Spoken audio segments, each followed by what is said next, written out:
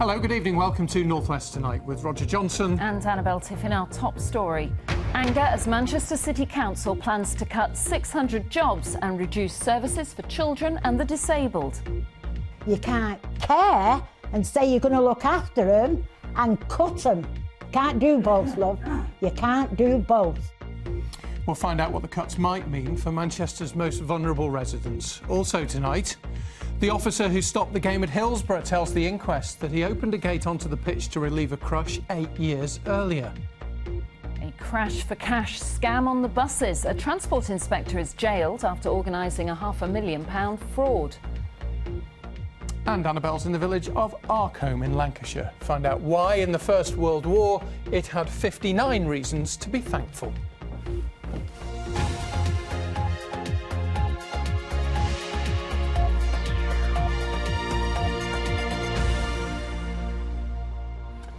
£600 jobs to go, major cuts to services for children and families and reduced help for the homeless. Manchester City Council says that it is facing the hardest choices it has ever had to make. It's trying to save nearly £60 million in the next financial year. Well, let's go to Becky Meehan outside Manchester Town Hall for us now.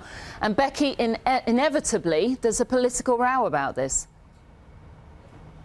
Yeah, there is, certainly, between the Labour-controlled council here in Manchester and the coalition government in Westminster. Manchester says it's been unfairly hard hit by these spending cuts compared to some other councils in the south. They have got a point when you consider that the 10th biggest cut in spending power has been felt right here in Manchester when you compare it to other councils nationwide. But David Cameron last week said that the distribution of austerity is fair and urged Manchester not to parade its cuts to make any kind of political point. Well, earlier today, the local government minister, Chris Hopkins, said that Manchester can still make sensible savings.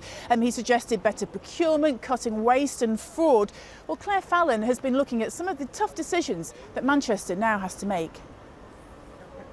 For these mums, council services are about more than bin collections and libraries. Parents and carers come here for a break from looking after children with learning disabilities, but the services they rely on are among those which could lose funding. We have vulnerable families, we have parents who reach breaking point. When you have a child with a disability or an adult with disability, you're fighting for everything. Manchester City Council has already made £250 million worth of cuts since 2011. Next year there'll be another £59 million of savings, going up to £91 million by 2017. Up to 600 jobs would go. From school crossing patrols to mental health services, the impact will be far-reaching and most likely unpopular. Things that make the city safer and healthier should be ring-fenced, including crossings. The cutbacks of this nature would be, I think, devastating for the community and children, really. You're talking about saving £54 million from the Children's and Families Directorate. Children's services already deemed to be inadequate, though. Surely this will put more children at risk. We can't take £91 million out without taking a fair chunk of it from children and families. We're acutely aware of the improvements we need to make to children's services, and not least as a result of the recent Ofsted inspection, and that's why at the same time as taking cuts out of the service, we are investing £14 million into those services.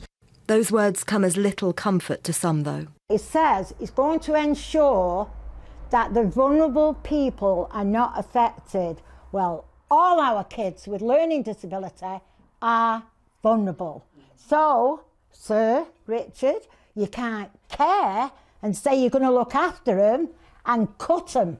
Can't do both, love. You can't do both. Emphasising that this is not their fault, Manchester City Council says, however unpopular, the cuts must happen. Claire Fallon, BBC North West Tonight, Manchester.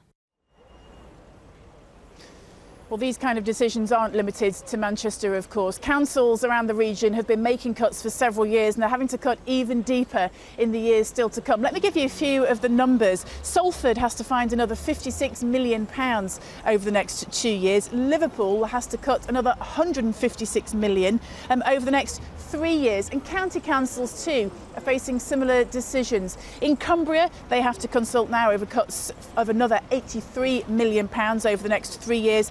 Lancashire too has to find savings of some £176 million. Back to you.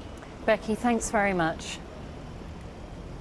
Let's talk more about the proposed cuts with Mike Wild. He represents Macc. It's an umbrella group for voluntary and community services in Manchester.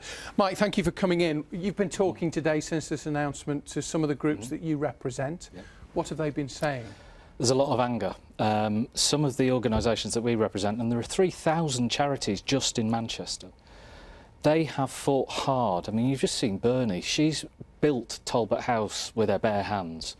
They have fought really hard to build these services, and we're worried that they're just going to disappear. But you accept that cuts have to be made. All councils, as Becky was saying, are in this position. Yep, and that's that. You know, the reasons for that are central government decisions and everything. We understand that. So what should Manchester City Council cut then?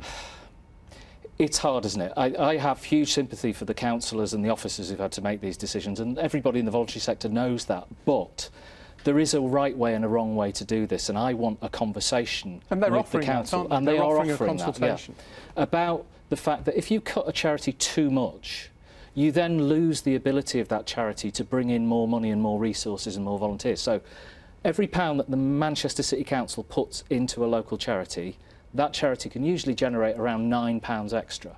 Right. So if you take that pound out, but it's gone. Why is that the case? Why can't those £9 still come from the commercial Because sector? You need that ability to write funding applications. The private sector hasn't got money to give to the voluntary sector. That's a myth. What the private sector can do is share expertise, share resources. You know, I'm talking to the private organisations about trustees of charities. So what things are going to close then if the cuts are as they're feared? Well, we're still working through the detail, but what I'm hearing is that advice services will go. So and that in particular is advice services that are based in communities. I mean, Manchester's just lost its last law centre, but advice services that are working with black and minority ethnic communities, support services for people with learning disabilities, homeless support services. Lots of things. All those things are tough decisions to be made. Mike, thank you very much indeed for coming in. We appreciate it. Thank you, Mike Wild. Well, meanwhile, the number of people out of work in the North West fell by 23,000 in the last quarter. According to new figures from the Office for National Statistics, there are now 219,000 people unemployed in the region. That's 6.3% of the workforce, just above the national rate of 6%. The biggest factor